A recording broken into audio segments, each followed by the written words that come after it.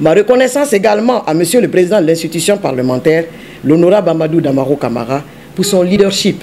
non seulement participatif, qui favorise la culture d'une gouvernance transparente, qui n'est pas souvent la bienvenue, car les vieilles habitudes ont parfois la peau très dure.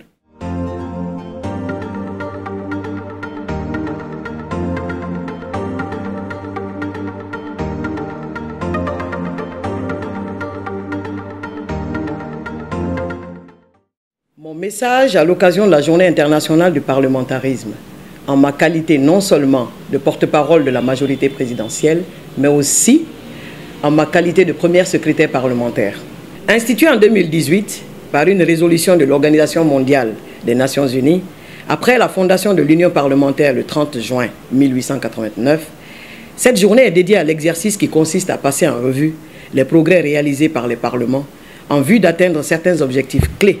pour être plus représentatifs et évoluer avec leur temps. Notamment en procédant à des auto-évaluations, en veillant à inclure davantage de femmes et de jeunes parlementaires et en s'adaptant aux nouvelles technologies. À cet égard, les parlements nationaux doivent jouer leur partition afin de se joindre à cet idéal qui se résume comme suit. Le Parlement incarne la démocratie.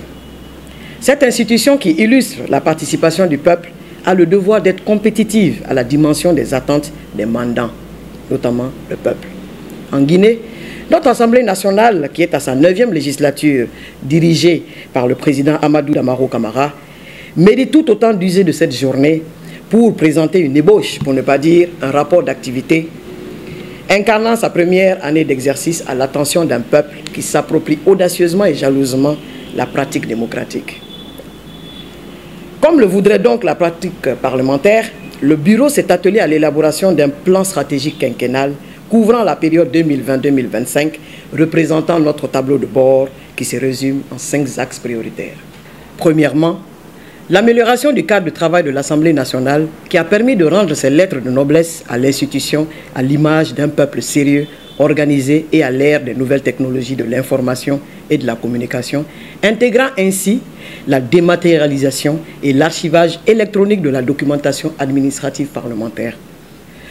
En deux, le renforcement des capacités des députés et du personnel parlementaire à travers un vaste plan de formation sur la base d'un diagnostic professionnel émanant d'une direction modernisée en charge des ressources humaines. En trois, l'amélioration du système de communication parlementaire qui oblige l'ensemble des députés à intégrer la dimension qui est celle de maintenir la proximité avec la base, autant sur le plan des échanges physiques que sur une présence en ligne et sur les réseaux sociaux. Pour ce faire, une direction en charge de la communication accompagne nos honorables députés à assurer une présence quotidienne sur les réseaux sociaux et de manière plus efficiente et accessible au grand public. Sans oublier l'accès à une connexion Internet de haut débit, du matériel informatique, ordinateur portable, à l'ensemble des 114 députés et dans tous les bureaux, pour ne citer que cela. En 4, la redynamisation de la diplomatie parlementaire qui se passe de commentaires. En 5,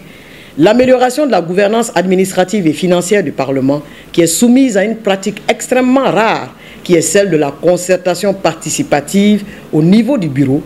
de l'Assemblée nationale au sein duquel le président soumet à débat même ceux dont la Constitution l'autorise à décider seul, comme la nomination des chefs de service et de direction ou encore d'ordonner les dépenses.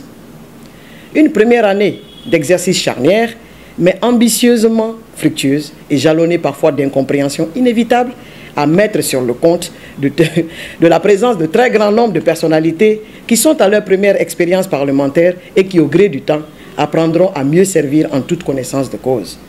Comment pourrais-je terminer sans rendre un hommage mérité au président de la République, professeur Alpha Condé, qui œuvre quotidiennement à valoriser l'ancrage démocratique par la participation des jeunes et des femmes à l'exercice du pouvoir, ce qui me vaut personnellement de passer de ministre de la République à député de la Nation en moins de 40 ans. Ma reconnaissance également à Monsieur le Président de l'institution parlementaire, l'honorable Amadou Damaro Camara, pour son leadership, non seulement participatif, qui favorise la culture d'une gouvernance transparente, qui n'est pas souvent la bienvenue, car les vieilles habitudes ont parfois la peau très dure. Enfin, je ne mise pas seulement sur l'espoir que plus de jeunes et de femmes seront au rendez-vous des grands enjeux électoraux pour la conquête du pouvoir. Mais je travaille avec de vaillants jeunes et audacieuses femmes à construire cette génération égalitaire grâce à un environnement juridique favorable qui est la nouvelle Constitution. Vive le peuple de Guinée, vive la 9e législature, vive l'Union parlementaire. Je vous remercie.